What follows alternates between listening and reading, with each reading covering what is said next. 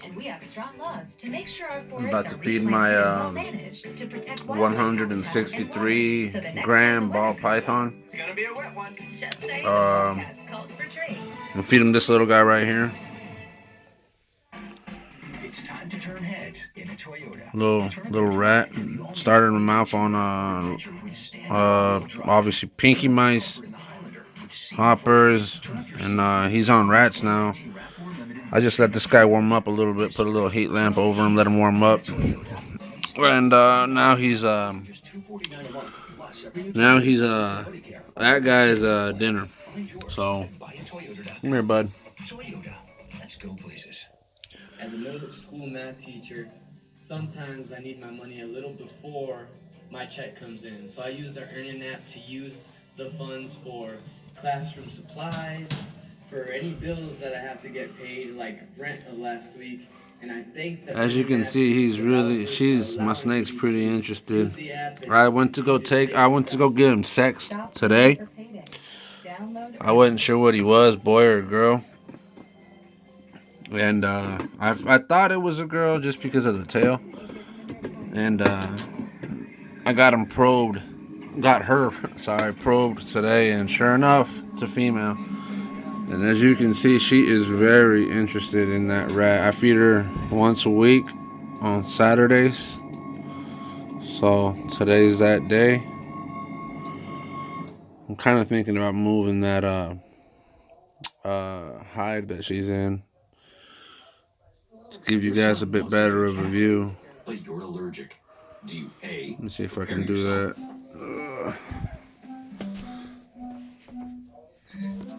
B. Make the best of it. C squared equals 25. Good job. Or C. Sorry about this tank, guys. I just realized how I missed it every now and then, and but that's okay, because you don't have to do as you can see, it's pretty. Teens in foster care will love you just the same. Don't bite him, you little shit.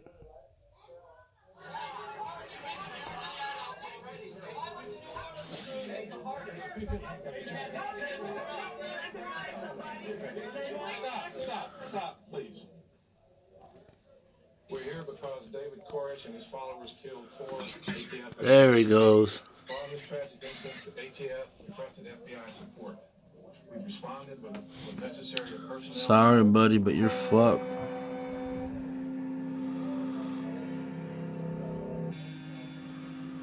You nailed his ass.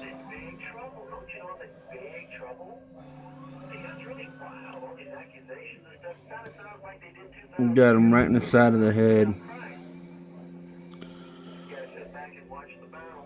It's beautiful. When I say beautiful, I don't mean the loss. I don't mean it by me enjoying to see the loss of another life. I mean, it's just snakes are a very successful species. I mean, think about how long they've been around. They've really known how to use things to their advantage, mainly hiding. Using their ability to hide and multiply relatively fast. I mean, shit, a ball python can lay up to 7, 8 eggs at a time. Other snakes, Burmese pythons, for example, can lay up to easily over 20. I forget the number, but very, very successful species, and just blows my mind to think how long they've been on this earth. I'm no expert, but I imagine since the dinosaur times. Maybe not, of course, ball pythons and all these other newer, different, corn snakes and shit like that. Other newer species, but definitely an amazing animal. Probably out of all the pets I've ever owned, none have ever. I've never enjoyed owning any of them the way that I enjoy this ball python. It's only, like I said, at 163 grams right now, so it's no point in. I'm not gonna breed her obviously right now. I still gotta wait at least another 2 years to let her reach the appropriate size. I'm planning on getting another male pastel ball python. I really don't want to invest too much, especially being new to this hobby and new to wanting to get into breeding. So I'm just gonna get another male pastel to breed her to. By that time, I should have my snake rack built. I should have my incubator ready to go. And yeah, I'm definitely gonna get into the breeding. I wouldn't say business because I don't see it as a business. I mean, I really like these animals. I really enjoy working with these animals. You know, I absolutely love just, taking care of them. I wouldn't see it as a business because, unless you really like your job or your business, it's mainly a job. So I would see this more as a hobby, than a business. When the money comes and it comes, it's not something I'm worried about because, like I said, I would enjoy to have multiple ball pythons just because of the sheer fact that I love them. And I don't say love them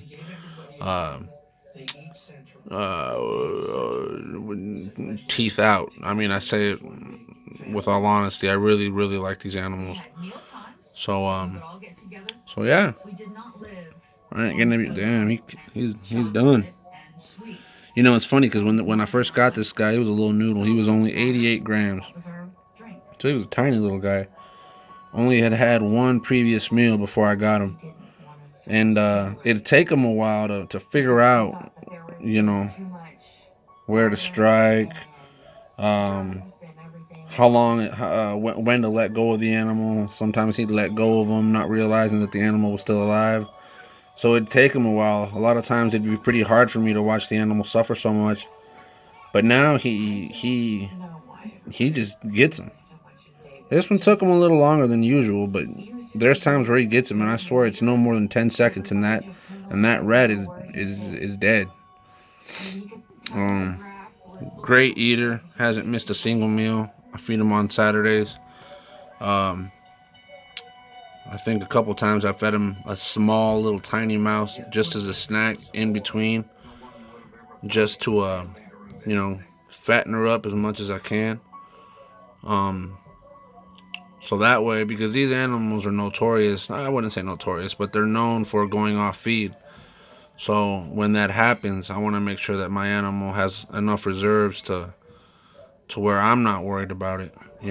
I'm sure she'd be fine. I mean, snakes can go a pretty long time without a single meal. But I care for my animals very much, and I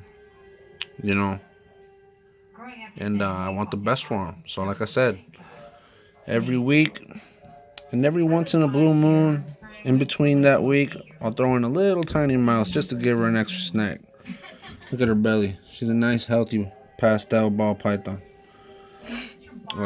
She's just growing like a rocket too. So yeah. I hate to make such a long video. I'm not very good at editing yet. I got a buddy that's kind of showing me the ropes on how I can edit and make these videos a lot faster for you guys. I'll do my best to be able to get there, to be able to do that, and give you guys some more entertaining snake feeding videos, and maybe later on. It'll be a while still, but once I get into the breeding, get my snake rack going, show you guys step by step how that's going, and maybe we can learn together, because like I said, I'm still new to this, and it'd be pretty cool if along the way, me showing these videos, once I get to the snake rack, part of all this, building it. I don't know if I'll build or buy an incubator. I know you can make them pretty easily just out of a cooler.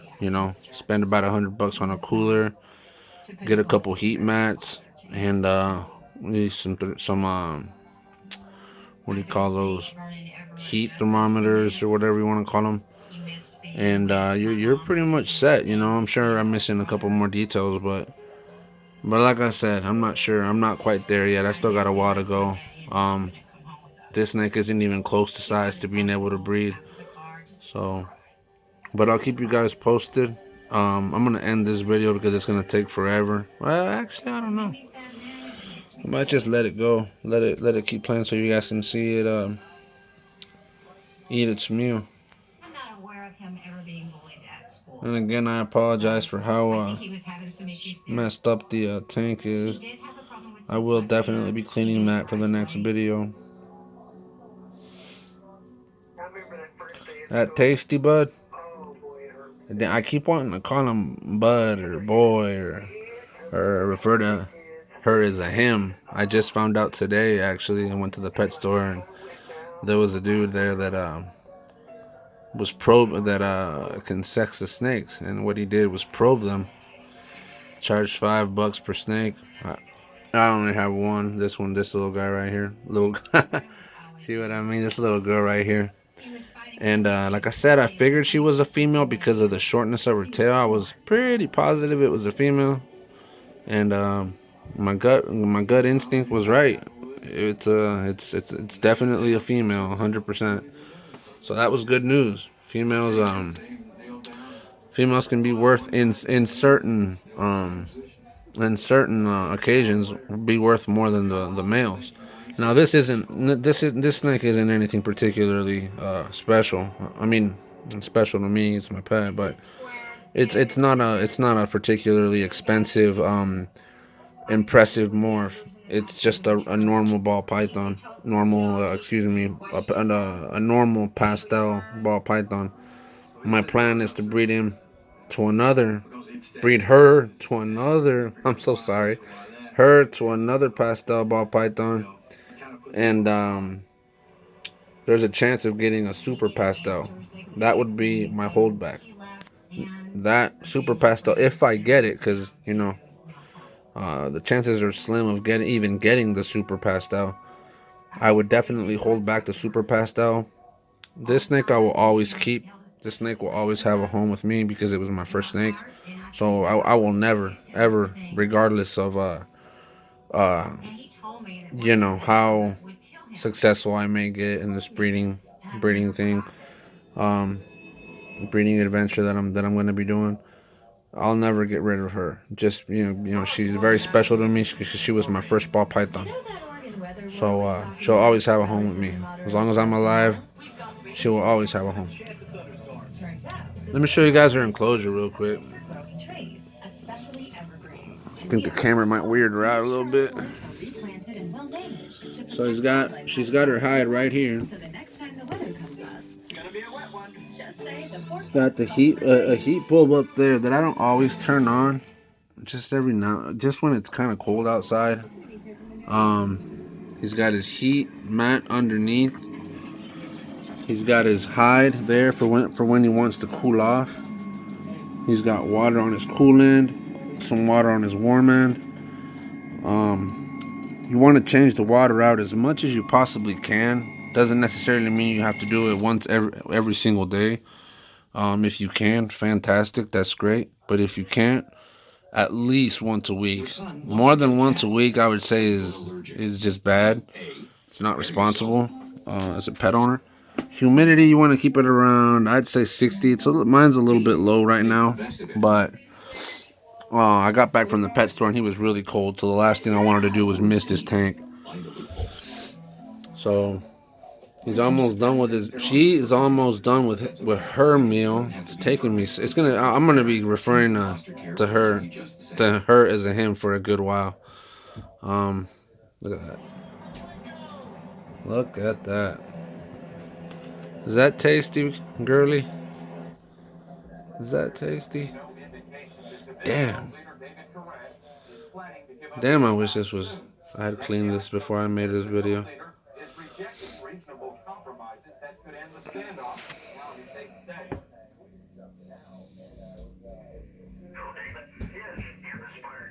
It's amazing animals, man. It's beautiful. Where's the burp? Where's the burp? There. Where's the burp? I'm sorry, baby. I think it weirds her out when I put the camera in her face. Come on, where's that? Where's that opening of the mouth? There we go. Was that tasty? Was that tasty, baby? So yeah, as you can see, it's going down her belly. Eventually, it'll get to that part back there. You can see it going down if you look really carefully. You can see it going down.